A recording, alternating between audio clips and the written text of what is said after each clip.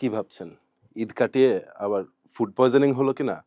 এত toilet tissue দিয়ে করবোটা কি? আমারও একই প্রশ্ন। কিন্তু সেইটা জাপানের নাগরিকদের উদ্দেশ্যে। কেন? বলছি। কারণ তারাই এভাবে হাত ভরে টয়লেট পেপার নিয়ে বাড়ি যাচ্ছে। শপিং মল থেকে শুরু করে পাড়ার ফার্মেসি পর্যন্ত খালি করে ফেলেছে। অবস্থা এমনই যে সবগুলো স্টক করে কুল পাচ্ছে না। এ অবস্থায় বাধ্য হয়ে মাঠে নেমেছে সরকার। ঘটনা যেটা হয়েছে তা হলো মধ্যপ্রাচ্যের যুদ্ধ নিয়ে জাপানের নাগরিকরা অত্যন্ত উদ্বিগ্ন। সে তো আপনি আমিও, তাই না?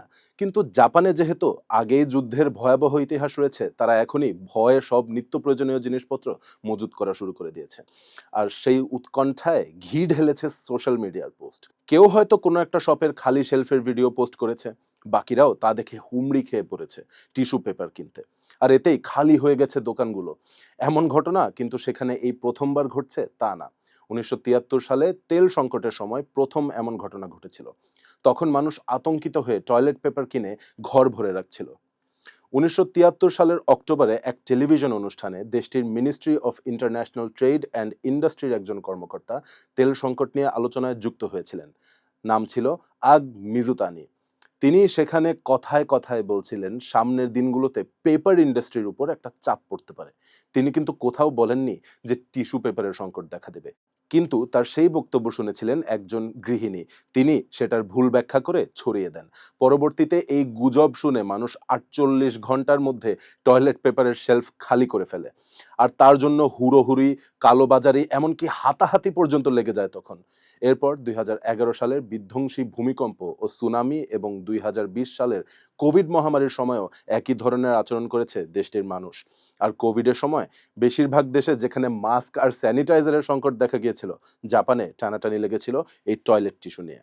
অবস্থা এমন ছিল যে কেউ তো কোমরে পকেটে টিস্যু রোল নিয়ে ঘুরতো। এমনকি পাবলিক টয়লেট থেকে টিস্যু চুরি করতে শুরু করেছিল লোকেরা। আর এখন আবারও সেই একই দৃশ্যের অবতারণা হচ্ছে। এখন জাপান সরকার নাগরিকদের আতঙ্কিত হয়ে টয়লেট পেপার না কেনার আহ্বান জানিয়েছে। Japan household paper industry association ঘোষণা দিয়েছে তারা নিজেরাই প্রায় ৯৭% টয়লেট পেপার দেশীয়ভাবে উৎপাদন করে, যার পুরোটাই আবার রিসাইকেলড পেপার ও মন্ড ব্যবহার করে উৎপাদিত হয় এবং তার জন্য মধ্যপ্রাচ্যের উপর কোনো নির্ভরতা নেই। এমনকি সংস্থাটি আরও জানিয়েছে যে যুদ্ধের কারণে কোনোভাবেই সরাসরি উৎপাদন প্রভাবিত হয়নি এবং প্রয়োজনে উৎপাদন বাড়ানোর জন্য পর্যাপ্ত সক্ষমতা তাদের রয়েছে। কিন্তু এমন ঘটনা যে শুধু জাপানে ঘটে তা কিন্তু না। এই কিছুদিন আগে যুক্তরাষ্ট্রে যে তুষার ঝড় হলো না, তখন কিন্তু মানুষ টয়লেট পেপার মজুত করেছিল, যার ভিডিও ছড়িয়ে পড়ে সোশ্যাল মিডিয়ায়। এর আগে কোভিডের সময়ও আমেরিকাতে এমন টয়লেট টিস্যুর সংকট দেখা গিয়েছিল। এঞ্জেল সফট এবং কুইল্টেড নর্দার্ন ব্র্যান্ডের প্রস্তুতকারক জর্জিয়া প্যাসিফিকের তথ্য থেকে জানা যায় গড় আমেরিকান পরিবার মানে ২.৬ জন সদস্য নিয়ে গঠিত পরিবার বছরে প্রায় ৪০৯ রোল টয়লেট পেপার ব্যবহার করে। সংস্থাটির অনুমান বলছে মহামারীকালে মানুষ যদি সারাক্ষণ বাড়িতেই থাকে তবে তারা স্বাভাবিকের চেয়ে প্রায় ৪০% বেশি টয়লেট পেপার ব্যবহার করে। সে সময় এমন সংকট দেখা গেছিল। তখন তো জাপান, যুক্তরাষ্ট্র ছাড়াও অস্ট্রেলিয়া, কানাডা এবং সিঙ্গাপুর সহ বিশ্বজুড়ে ঘাটতির খবর পাওয়া গিয়েছিল। প্রধান সুপারমার্কেটগুলো ক্রয়সীমা নির্ধারণ করে দিয়েছিল। যেমন প্রতি গ্রাহক ১ থেকে ৪ প্যাকেটের বেশি টিস্যু কিনতে পারবে না।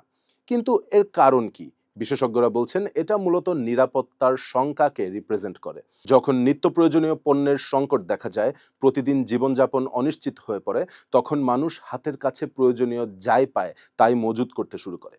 তা সে খাবারই হোক বা টয়লেট পেপার।